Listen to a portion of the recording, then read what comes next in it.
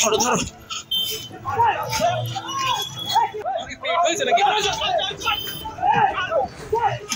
ধরো ধরো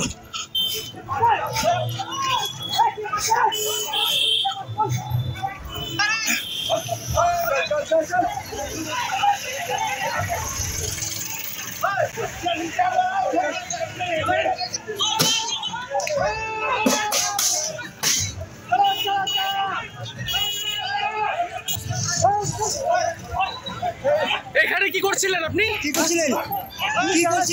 হ্যাঁ, এখানে তো বসা বারণ রয়েছে, আপনি বসেছিলেন কেন?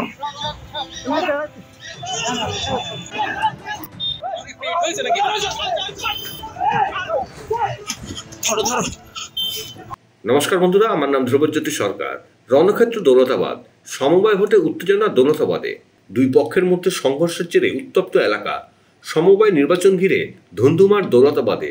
মুর্শিদাবাদের দৌলতাবাদে সমবায় ভোটে উত্তেজনা, দুই পক্ষের মধ্যে তুমুল সংঘর্ষ, ব্যাপক মারামারি। পরিস্থিতি নিয়ন্ত্রণে ঘটনাস্থলে পুলিশ। পরিস্থিতি সামাল দিতে লাঠিচার্জ পুলিশের। হঠাৎ করে আমরা এখানে সব জড়াতে হয়েছি, লোকজন হঠাৎ বলে পুলিশকে অর্ডার দিল, দিয়ে একবারে সব মারপিট। আমাদের টিএমসি লোক অনেক মাথা টাথা ফেটে গেছে। হ্যাঁ, প্রধানের হ্যাঁ আগে ছিল না, এখন হয়েছে। দিয়ে মতো জল মানে ফলনটা বেশি সিপিএমে। আমরা চাইছি যে সুস্থভাবে ভোট হোক, সুস্থভাবে ভোট হোক। মনোজ চক্রবর্তী আসলো, এসে অশান্তিটা বাধে।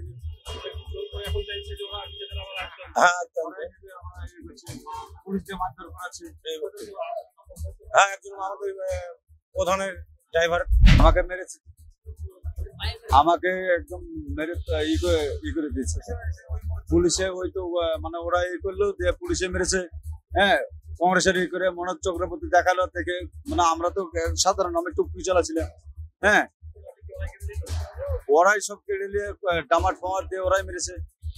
হ্যাঁ, সিপিএম কংগ্রেস অ্যাডজাস্ট হয়ে ওরাই মারধর করেছে। নির্বাচন করতে দেওয়া হবে না, নির্বাচনে মানুষের অংশগ্রহণ করতে দেওয়া যাবে না, পুরো বাংলাতে এরকম করছে। স্বাভাবিকভাবে এখানে মহারাষ্ট্র কৃষি উন্নয়ন সমিতি, সেখানেও নির্বাচন হচ্ছিল। তৃণমূলের দুষ্কৃতিকারীরা চেষ্টা করছে যাতে মানুষ ভোটে অংশগ্রহণ করতে না পারে।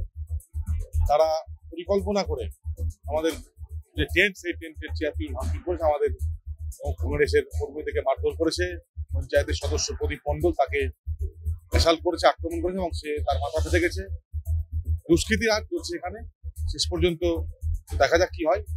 তৃণমূল তো চায় না কোনো সময় ভোট হতে, একইভাবে এখানেও একই তাহলে সংস্কৃতি মেনে চলছে। পুলিশ প্রশাসন এখনো পর্যন্ত চেষ্টা করছে, জানি না কতদূর পারবে। তবে একটাই লক্ষ্য তৃণমূলের, যে কোনোভাবেই যাতে ভোট না হয়।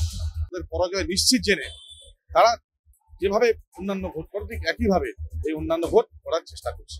সমবায় নির্বাচন লোকাল পর্যায়ে মানুষের, কৃষিজীবী মানুষদের বা সমবায়ের সঙ্গে যারা যুক্ত থাকে, তাদের ব্যক্তিগত অনেক স্বার্থ দেখা হয়।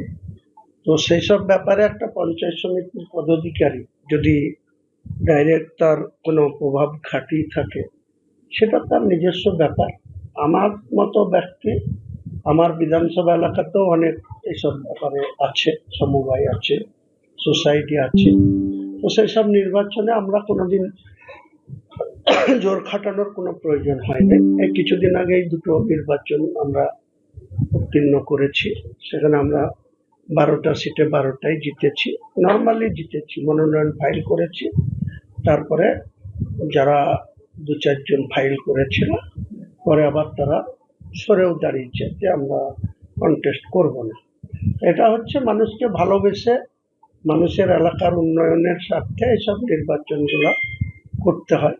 কাজে উনি কেন সেখানে জোর খাটাচ্ছেন, এই ব্যাপারে উনি ভালো বলতে পারবেন, আমি এই ব্যাপারে কোনো মন্তব্য করব না। বন্ধুরা, ভিডিওটি ভালো লাগলে দয়া করে লাইক শেয়ার করে দেবেন, আমাদের পেজটা ফলো করে নেবেন, আর আপনার মতামত কমেন্ট করে অবশ্যই জানান। ধন্যবাদ।